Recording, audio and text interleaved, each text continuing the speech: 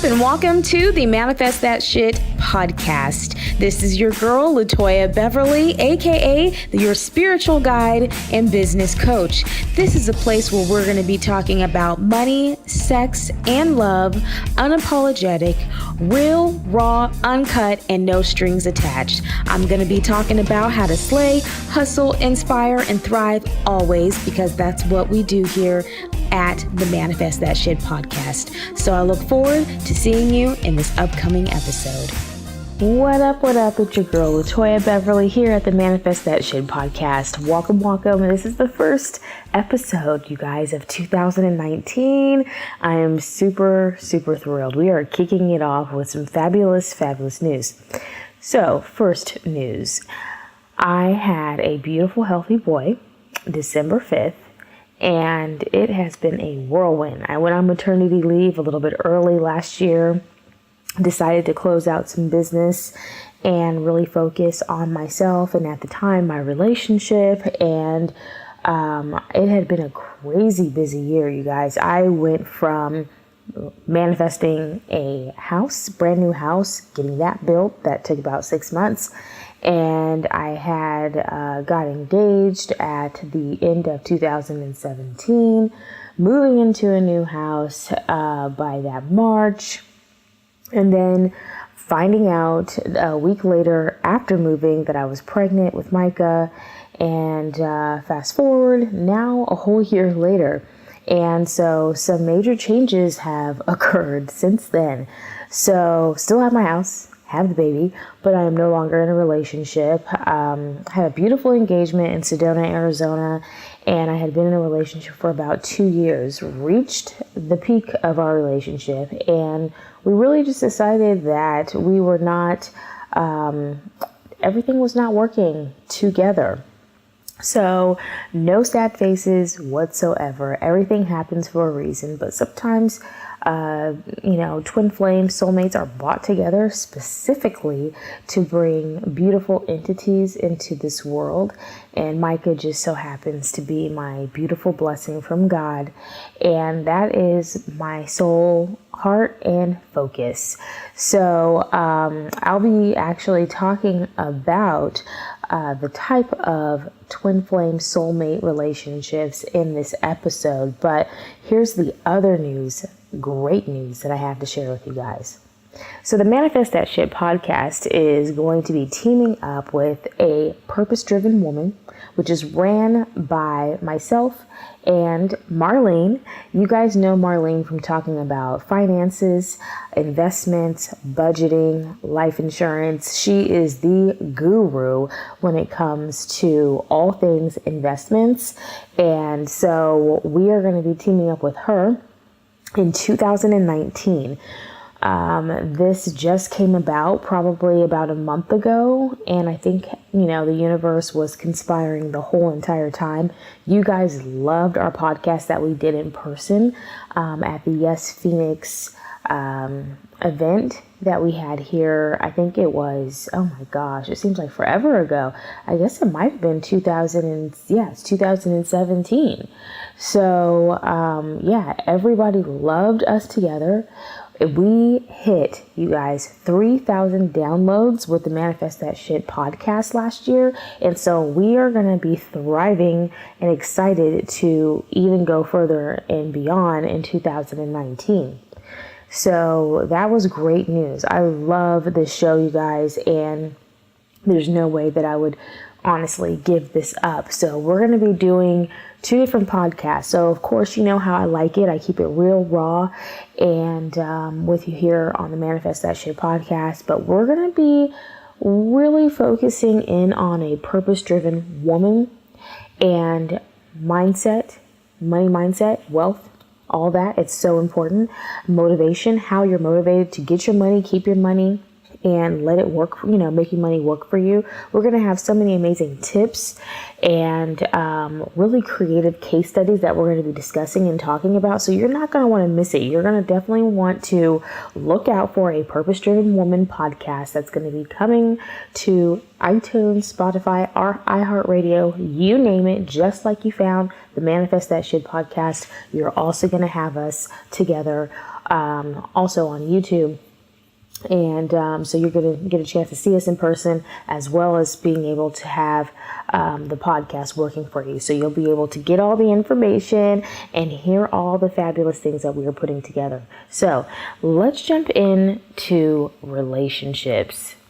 So 2018 was a whirlwind, you guys, and I will just have to say, in order to respect my situation, I'm keeping names kind of clear, but I will be very, very blunt and honest about what exactly occurred and happened, and how I think that men really don't get the love and the attention that they deserve. Now, mind you, I was very upset and angry about, becoming a single mother and having to be forced to be a single mom due to other people's hardships, and being pushed into a world that is so unknown. I had an emergency C-section with Micah. His heart rate was going down. Mine went up. We were, rushed to the OR. I wake up hours later and I don't see my baby. And at the time, my ex, he was with my baby, thank goodness, and, our baby, I say my baby because he's with me all the time, but, everything happens for a reason. And we had been working on a lot of our issues and our struggles and trying to move through and past, but unfortunately, it just is what it is. The universe has it sometimes, and I've been seeing this with these beautiful souls that have been coming into this world, that you may be in a relationship one minute and then everything could be honky-dory and all good, but then all of a sudden you get pregnant and you end up bringing in this beautiful soul, and then things just start not working out. And I'm not saying that it happens for everybody this way, of course not, but you can be married to the person already. I was engaged and I thought that I would be getting married to this person, but I started to have kind of some thoughts that it wasn't going in that direction because of the healing, the deep healing that needed to occur. This significant person had a lot of past issues with women, and I thought that I was honestly different. Long story short, I think sometimes women, we get into situations, we think that we are better, we think that we're different, and we think that we could possibly change the situation or the scenario or the story. And the story is always written the same way, you guys. It's not any different if the person doesn't choose to want to make it different. And sadly, I think the person was also afraid of real love. I consider myself a very special individual and a very different individual. I believe in love. I believe that I am walking love and light that comes into the universe and that is here to change lives. And I know myself. I'm confident in who I am and the effects that I have on people. And I cherish that. It's sacred. I share that with you. This is why I'm here. And this is why I'm bringing these real conversations to you all, because people, I've learned when being pregnant and then obviously after having a baby, people don't talk about a lot of things. And it's sad. And we should be able to share the knowledge and share the experiences, share what we're going through, and not have to be living in silence. I've talked to you guys about how silence is the number one killer, I believe, in America and let alone in the world. And I believe that silence also hinders us and helps us not to move forward. So anyways, when it comes to silence, I believe that in my relationship, there was a lot of things that were not said. I think that men, as you guys well know, are raised to not show emotions, to not be vulnerable, to gotta be tough, you gotta be this, you gotta be that. And that's hard, especially living in a society where men are really shut down, and especially melanated men and people of color. Just it is what it is. We are living in a world where separation is strong instead of unity. And so I think that affects our relationships. It sure as hell affected mine. And, this person lost their job twice in 2018, and that is hard for any man. When you do not, as any individual, when you do not have a backup, when you don't have, when you had a backup and your backup fails, even then, and you're feeling lost and your faith is totally tested, you become a very different person. And that's exactly what happened for me. That person he didn't even know himself. And so that was the sad part. And then I didn't even know myself. I really could not even be in my own feelings, hormones, and emotions, because I had to protect my son and making sure that I did not go into labor earlier than what I needed to. And I did my best until the very, very end. So, there were things that I needed to do in order to protect myself. And I'm so blessed that God had, sent me a promotion.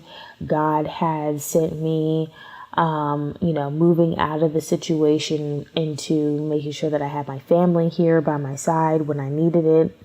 I was very blessed to be able to, of course, have a healthy little boy and to be able to walk, you guys. I was walking right after my C-section, like the next day, and we're talking like barely any pain meds, and I did some things that I could really just kick myself in the butt for, because sometimes your strength is not matched with what's physically going on with your body, but we pushed and we pulled and we got through it.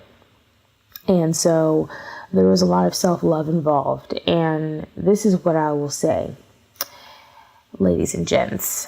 I will say that sometimes you have to love yourself enough, especially if you have a child or somebody that you're caring for that you truly love unconditionally. Sometimes you have to love yourself so much to pull yourself through in order to protect your child, that you have to make a decision for the both of you that in the long run is going to hopefully pan out.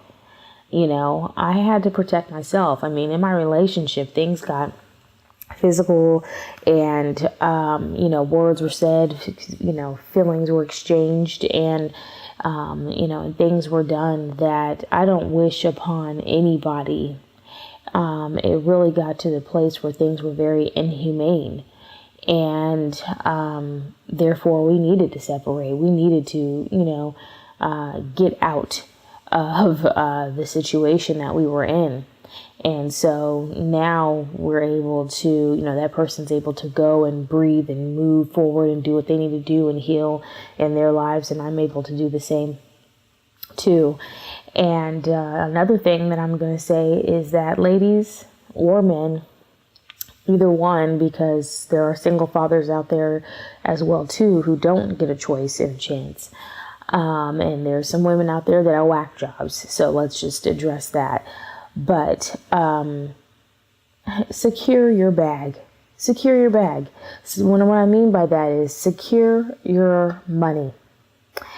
And I think that is the reason why I ended up feeling called to work with, my girlfriend and my business partner, Marlene, because I was like, you know what, I need to get my finances and all my shit straight and all the way together, because I have a son and I want him to never ever want for anything.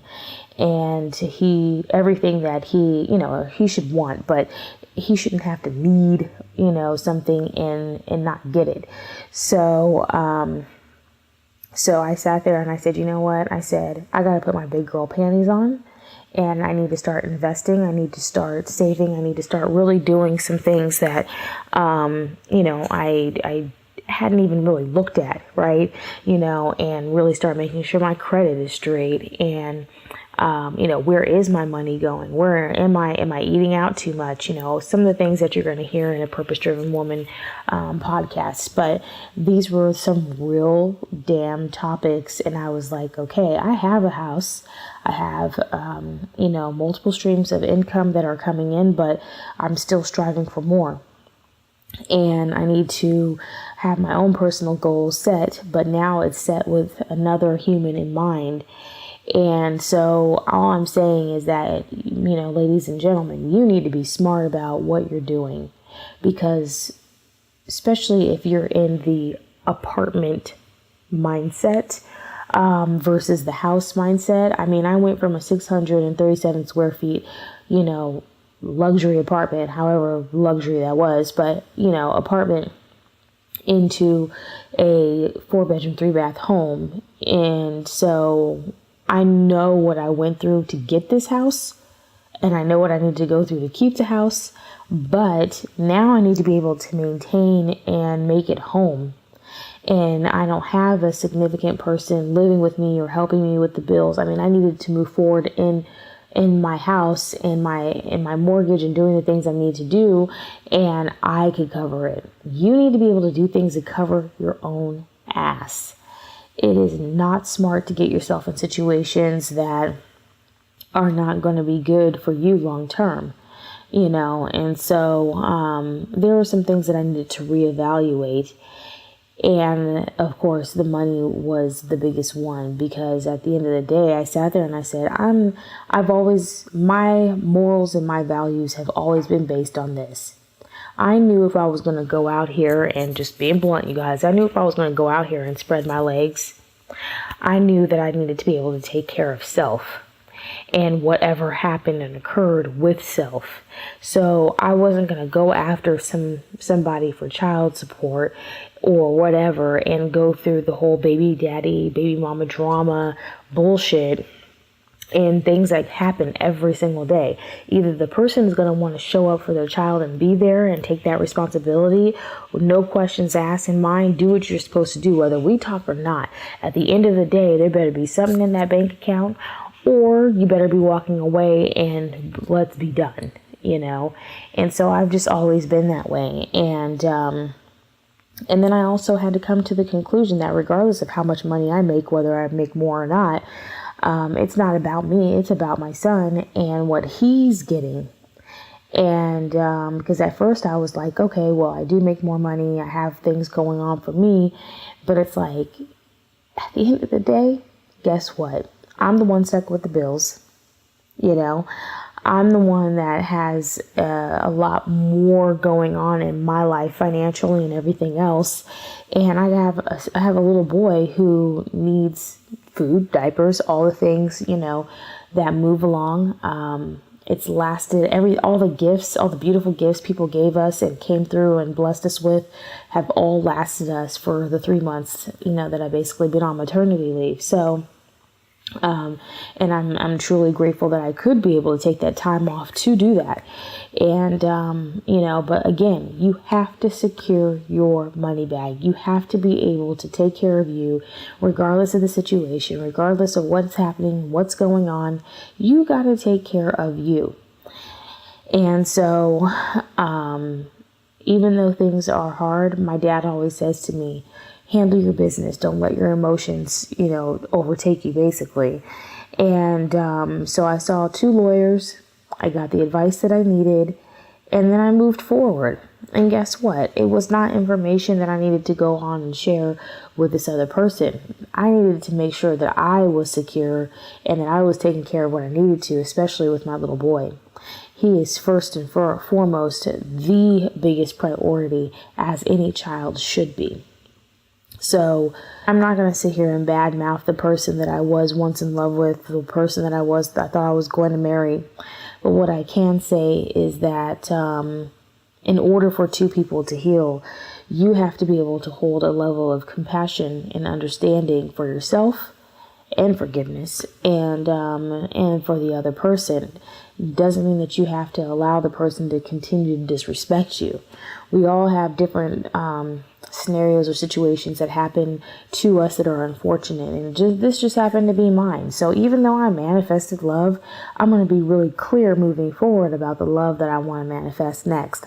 I do believe, and I am super thrilled and excited about the man who is for me and who will love me unconditionally, and who also love my son unconditionally and protect us and be able to guide us and us, do what we need to do together as a family, as a unit.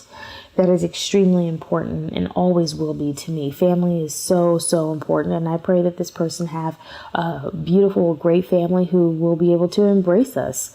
So, I'm excited. I spent my time crying in the hospital because of the situation and what was going on, and knowing that I needed to heal quickly in order for me to move forward in a healthy way to take care of him. Sometimes looking back, I don't know how I had gathered the strength to do what I needed to do, but, my ancestors and my guides, they were there, and I had my family, and I so appreciate my family for coming through. There is nothing like love to help to heal you.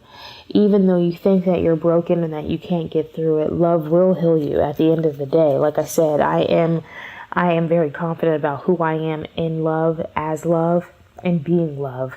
And it's my guide. And I knew the work that I did while I was going through the trials to protect myself and my heart and my son's heart, that it made me a better person moving forward. I just knew that I needed to keep my shit straight so that way I can get my son here in a healthy way. He ended up being 40 weeks and 4 days. So he was, he was supposed to be due the 1st, and then he came out on the 5th. So, he's 4 days on time. And so, you guys, it's, at the end of the day, we all have things that we can work on, and we have life lessons that will always be there, but it's the attitude of how you're going to move forward, how you're going to react, and I really pat myself on the back. I'm excited. I love myself, and I'm thrilled that I made the choices and the decisions that I did. I don't regret not one thing. I'm just sad things didn't, work out the best they could have, and that the person didn't love themselves and spiraled out of control, and there's nothing that I could really do about it. At the end of the day, somebody's going to do what they need to do and what they feel is right for them. And you have to trust yourself, moving forward. I know that I still trust myself in love. Vernon,